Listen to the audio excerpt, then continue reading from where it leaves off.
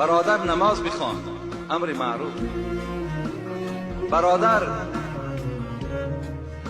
به آزار مردم کوشش نکن، امر معروف. برادر عزیز، پدر مادرت احترام کن، امر معروف. برادر عزیز، زبانت از غیبت نگه بدار، امر معروف. از قد راه یک سنگ را بیراه کن، امر معروف. این است امر معروف. نهی منکر از آن چیزی که خدای تو برای تو حرام گردانیده است، برادر عزیز باز ایست. این نهی منکر هیچی وایمه ندارد، یگان دهشت نیست. برای جامعه آباد شدن امر معروف و نهی از منکر حتمی و ضروری است.